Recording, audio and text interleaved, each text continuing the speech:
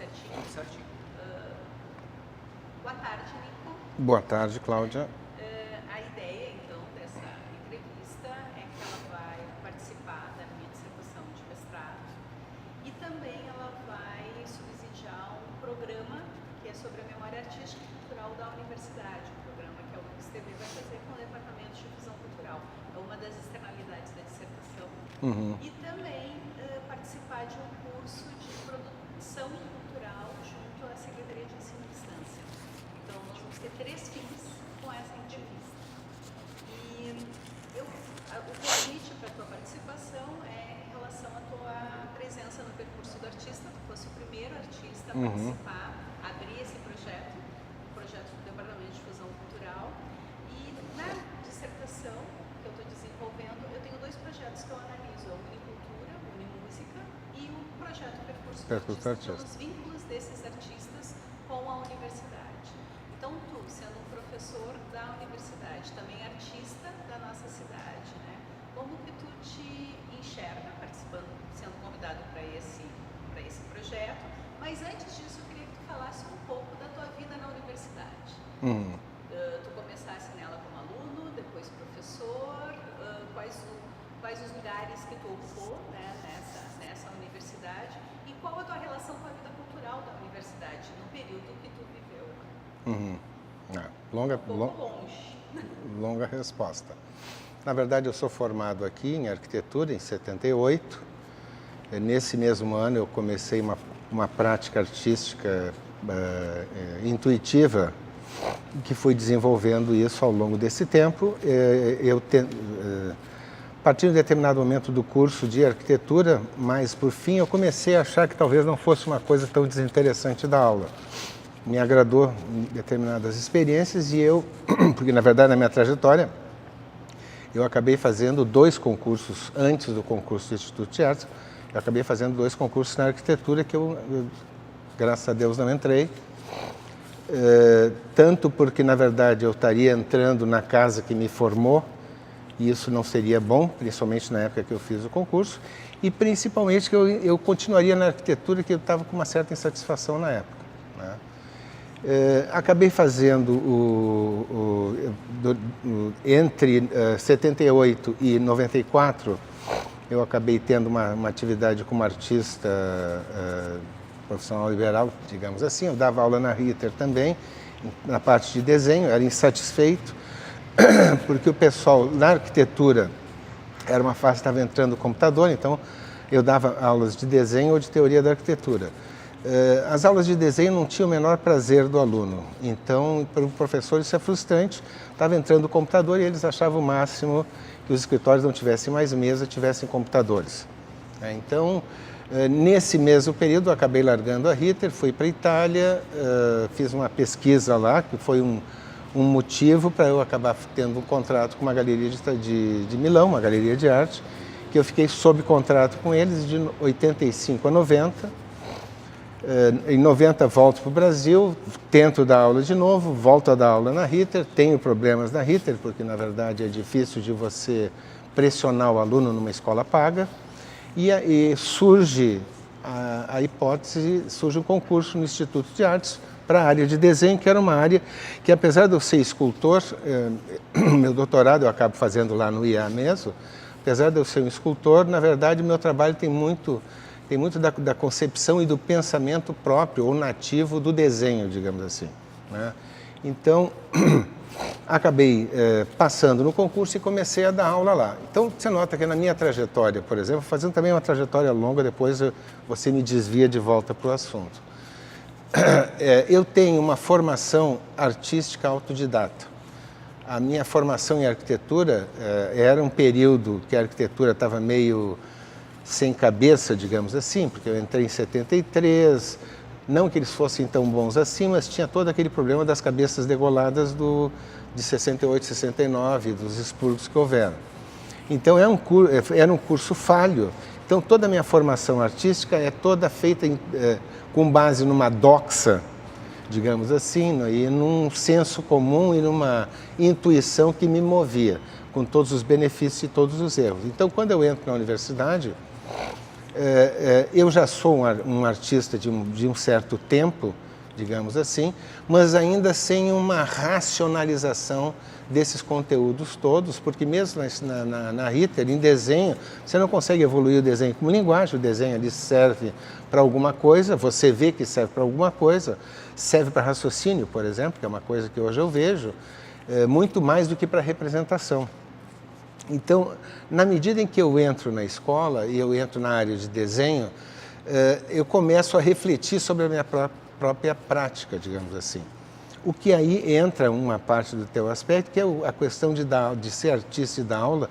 Para mim, como eu entrei velho, eu já tinha 40 anos, quando eu entrei na faculdade, então eu tinha uma perspectiva, eu olhava para trás, tinha uma certa perspectiva que dá uma certa diferença em relação a como você afronta um conjunto de conteúdos.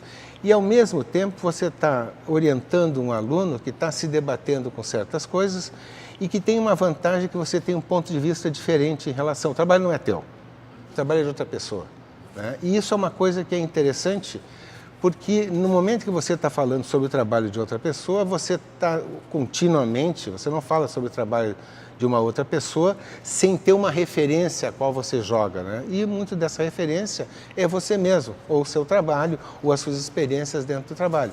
Então isso é uma coisa que foi interessante, porque eu comecei a adquirir uma perspectiva diferente e que ela era testada continuamente digamos assim, no calor da aula, digamos assim. A aula de ateliê é uma aula interessante, falando de outras coisas agora, mas a aula de ateliê é uma aula interessante porque, na verdade, não existe uma grade de respostas, entende? Você não sabe o que lhe espera ali, né? Então, isso tem uma coisa que é extremamente interessante, que você tem que tirar, você tem que olhar o trabalho que está na sua frente e tirar alguma conclusão dele, e essa conclusão tem que ser veraz, tem que ser efetiva, ou seja, porque todo mundo está olhando o mesmo trabalho, se você também está dizendo uma coisa que não tem no trabalho, não funciona. Então, tudo isso ajuda e ajudou a melhorar a minha própria prática como artista, né? Então, ou seja, esse tipo de reflexão e o fato dessa exterioridade. Na verdade, eu comento com meus alunos frequentemente que, na verdade, o professor, eu até desenho, tem uma prática de desenho bastante boa, mas o professor, na verdade, é muito como um analista. O analista não tem a sua vida resolvida, não é necessariamente feliz com a família, ele pode ter uma família disfuncional, separada da mulher, os filhos todos têm problemas, mas ele consegue ver os seus problemas muito bem e consegue dar uma perspectiva dos seus problemas. Então, o professor em artes tem um pouco desse tipo de situação, né? Não é o seu trabalho e você consegue ver, muitas vezes, o que tem no trabalho que o autor não consegue ver porque o autor está imerso dentro do seu processo de criação. Então, esse aí foi um aspecto interessante da prática pedagógica sendo artista, porque, na verdade, começou a fundear melhor ou a embasar melhor todo um processo de raciocínio que antes ou era embrionário ou ele era intuitivo. Então, essa é uma das coisas que foram interessantes. Em relação... Eu, na verdade, não fiz o meu mestrado no Instituto, eu não fui aceito na ocasião, porque eu tinha um projeto de pesquisa que aparentemente não tinha quem me orientasse. Acabei fazendo na Fabico, uma parte de tecnologia também, com a Marília Levakov, que foi ótima. Na verdade, assim, dentro da minha trajetória, eu sempre estou um pouco fora do trilho. Eu sou formado na arquitetura, entrei no Artes, estou no Artes, faço mestrado na Fabico, né? Então, eu estou o tempo inteiro, digamos assim, cruzando. Eu não posso dizer que eu sou cria de uma escola só, porque, na verdade, eu fui cruzando. Só em 2004 que eu sou aceito no doutorado, né? E aí, em 2004, já tenho praticamente 50 anos de prática, já fiz algumas coisas um pouco maiores, como o do gasômetro, a da PUC também, já tinha feito a daqui também, a que tem ali na frente do banco. Então, tinha toda uma outra perspectiva, só que com o doutorado você é obrigado a pensar melhor todas essas coisas, né? E, obviamente, eu não era uma pessoa com 24 ou 25 anos que estava entrando no doutorado. Eu tinha, sei lá, quase 30 anos de prática que eu conseguiria ver dentro da minha trajetória todas essas tendências. Então, o doutorado, para mim, foi extremamente importante. Eu torturei meu orientador, que é o Flávio, torturei ele barbaramente, mas foi extremamente interessante para mim. Quando eu estou terminando meu doutorado, e eu estava, digamos assim, na ponta dos cascos, digamos, aparece o teu convite para o percurso do artista. O que, para mim, de uma certa forma, foi feliz, porque me pega num momento de extrema produtividade, extrema reflexão, né? Que são coisas que depois aparecem um pouco na exposição que eu fiz aqui, porque tinha todos os mapas mentais, todo aquele tipo de diagrama, de raciocínio diagramático, de estrutura fluida do tempo, que é demonstrado, que são coisas que agora eu tento implantar dentro lá da escola, eu tento pesquisar essa área. Então, o percurso do artista, digamos assim, para mim, ele entrou numa convergência feliz de uma série de aspectos, né? E que para mim foi praticamente indolor, digamos assim. Foi simplesmente um prolongamento das coisas que eu estava fazendo. Então, nesse aspecto, digamos assim, esse é um pouco da minha trajetória, mas nesse aspecto, para mim, casou perfeitamente. Ou seja, eu tinha um pensamento, eu tinha uma produção, eu tinha, digamos assim, me voltado sobre mim mesmo e entrado de volta dentro desse percurso. Então, acho, nesse sentido, estou com a boca seca, porque estou gripado. Nesse sentido, o percurso do artista foi bastante importante. Quando eu entrei no IA, na verdade, eu entrei em 94, o Gonzaga, que era o chefe de departamento na época, como eu vinha de fora, eu não conhecia